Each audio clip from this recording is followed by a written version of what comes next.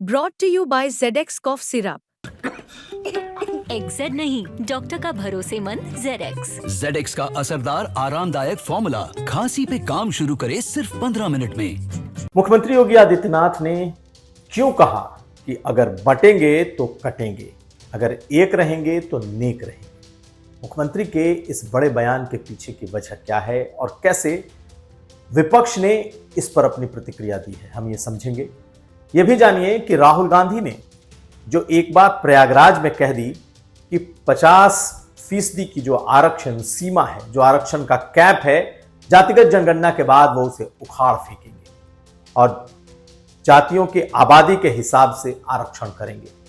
उनकी पार्टी के लोग कितने सहमत हैं? पार्टी के भीतर आखिर द्वंद्व, बेचैनी राहुल गांधी के इस बयान के बाद क्यों है, हम ये भी समझने की कोशिश करेंगे।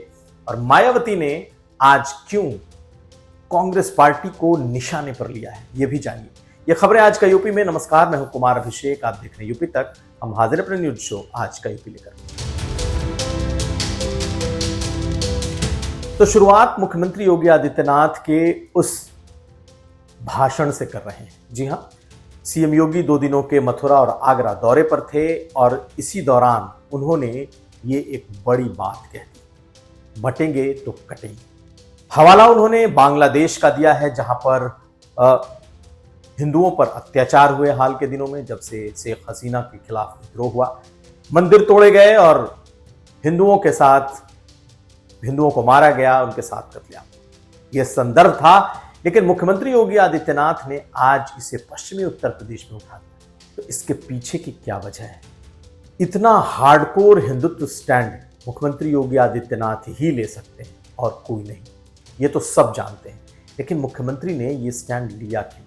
राजनीतिक विशेषज्ञों के मुताबिक बीजेपी ने 2024 के चुनाव में मुंह की खाई है, और इसलिए खाई है क्योंकि जातियों का बोलबाला था। आरक्षण, जातिगत जनगणना, नौकरियों में आरक्षण, ये ऐसे मुद्दे थे जिसने बीजेपी को जमीन पर पटक दिया। मुख्यमंत्री योगी आदित्यनाथ जैसा हिंदुवादी चेहरा रहते हुए, पीठाधीश्वर के मुख्यमंत्री रहते हुए, बीजेपी का अगर यह हश्र हुआ तो उसके पीछे की सबसे बड़ी वजह जातियों के आधार पर वोटिंग का होना है।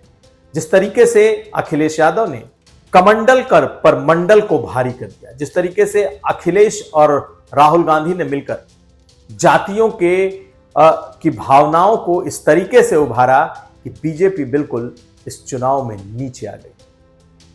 मुख्यमंत्री योगी आदित्यनाथ को लगने लगा है कि उत्तर प्रदेश में अगर यही हाल रहा तो चाहे 10 उपचुनाव हो या आने वाले 27 के उपचुनाव, अगर जातियों पर चुनाव हो गए तो फिर बीजेपी के लिए मुश्किल हो जाएगी, या यूं कहें बीजेपी के लिए फिर कोई स्कोप ही नहीं बचेगा।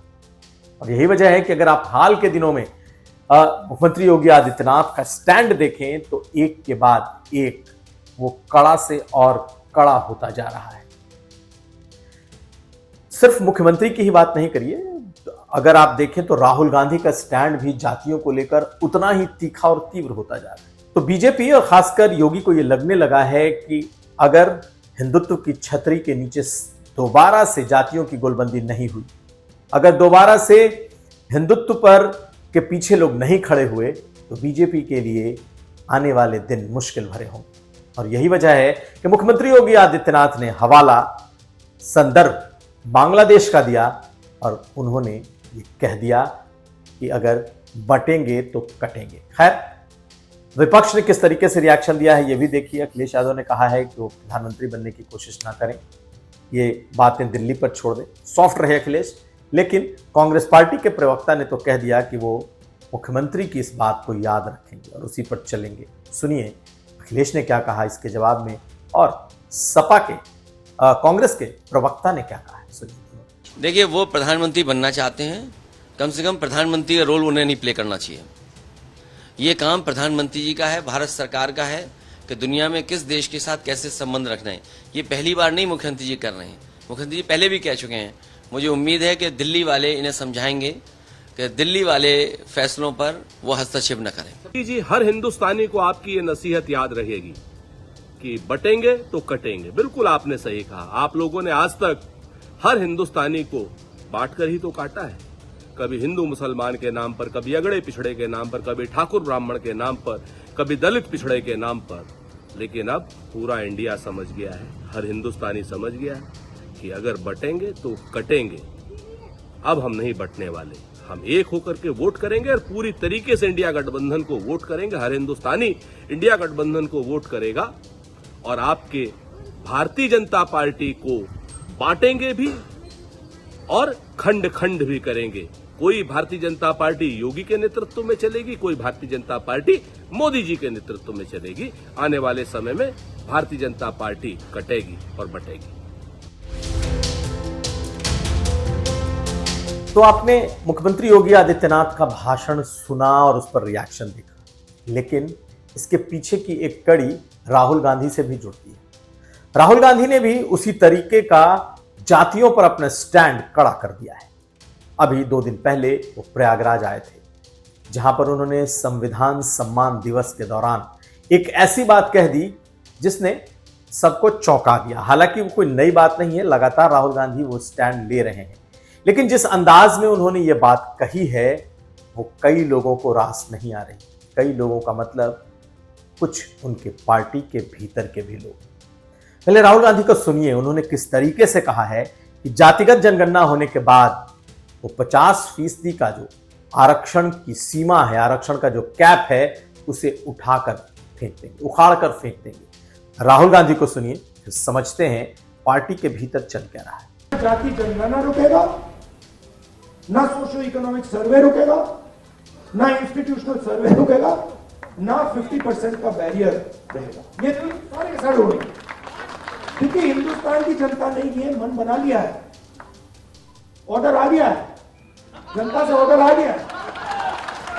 अब आपको प्रधानमंत्री जी को ये बात एक्सेप्ट कर देनी चाहिए और ऑर्डर लागू कर देना चाहिए, और अगर नहीं करेंगे तो फिर दूसरे प्रधानमंत्री करेंगे। तो ये था राहुल गांधी का बयान। जी हां, इसे कांग्रेस पार्टी के बहुत सारे नेता इस बयान को पचा नहीं पा रहे, क्योंकि राहुल गांधी ने यूं तो ये साउथ में, दूसरे राज्यों में इस तरीके की बातें राहुल गांधी कहा करते थे, लेकिन बिल्कुल कांग्रेस पार्टी के गढ़ में, जिसे कहा जाता है कांग्रेस की नाभि उत्तर प्रदेश का, जी हां, प्रयागराज जो उनका घर भी है, वहां पर आकर राहुल गांधी ने ये बात कही और उन्होंने ये कह दिया कि 50% का आरक्षण का कैप उखाड़ कर फेंक देंगे।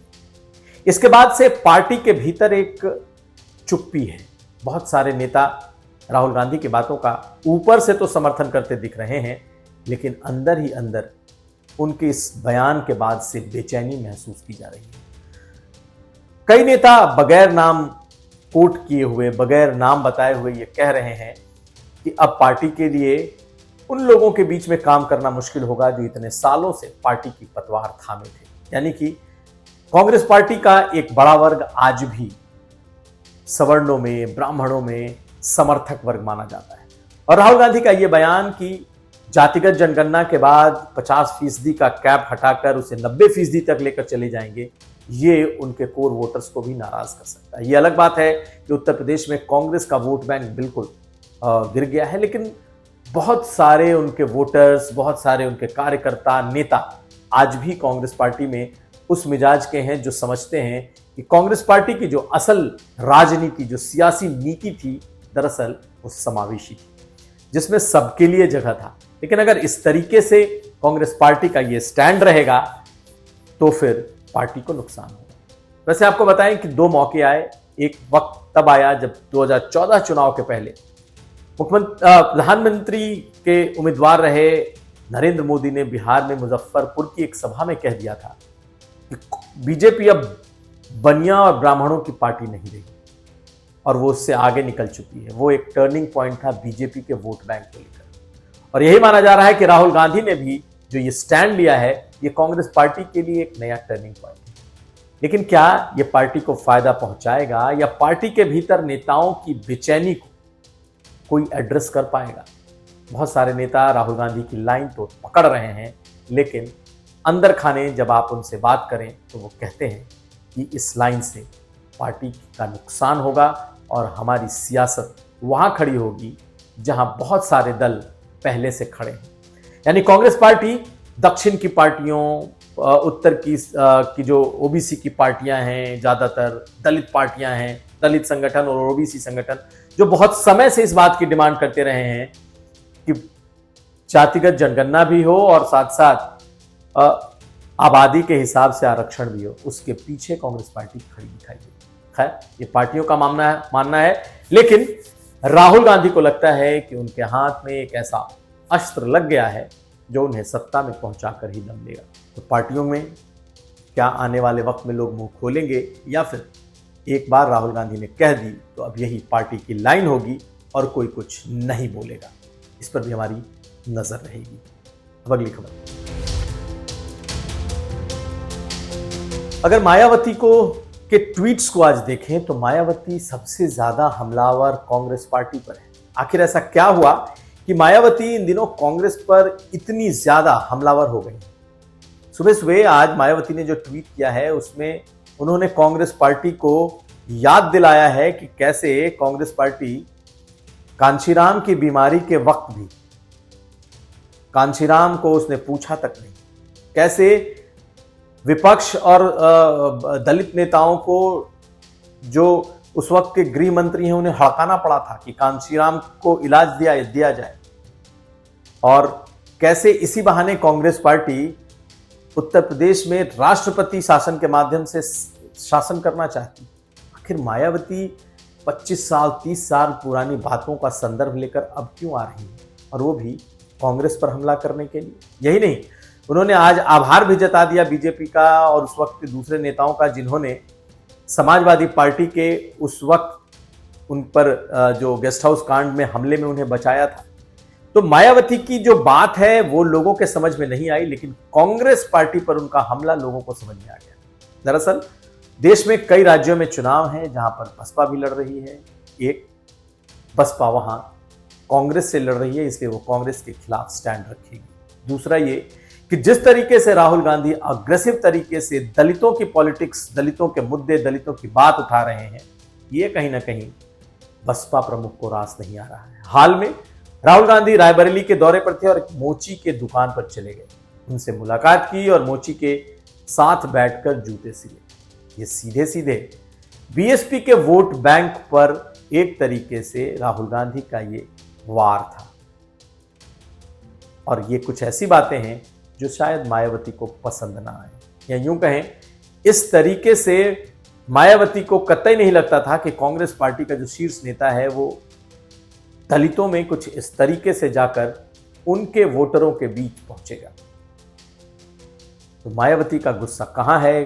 कहीं पे निगाहें, कहीं पे निशाना, मायावती समझती हैं, लेकिन कांग्रेस को वो आड़े हाथों लेने से नहीं चूक रही। मायावती के ये ट्वीट अपने आप में बहुत कुछ कह रहे हैं। हालांकि उन्होंने अखिलेश यादव को भी आज निशाने पर लिया था, समाजवादी पार्टी को, लेकिन अखिलेश यादव ने उसका ट्वीट के जरिए ही जवाब भी दिया। आभार भी उन्होंने दोबारा लिखा है, आभार शब्द मायावती के लिए। यानी एक मजाए पॉलिटिशियन की तरह अखिलेश यादव मायावती से पंगा तो दूर, वो मायावती को हर हाल किसी भी तरीके से नहीं चाहते हैं कि मायावती की जो भ्रिकुटी है, ये जो नज़र है, वो उन पर पड़े। यही वजह है कि आज अखिलेश यादव ने अपने ट्वीट में अपनी बातें भी लिखी हैं और आभार भी जता दिया है। इस ट्वीट को देख लीजिए, अंदाज़ा लग जाएगा। तो ये था आज का यूपी। हम कल फिर हाजिर होंगे, हमें दीजिए इजाज़त। नमस्कार।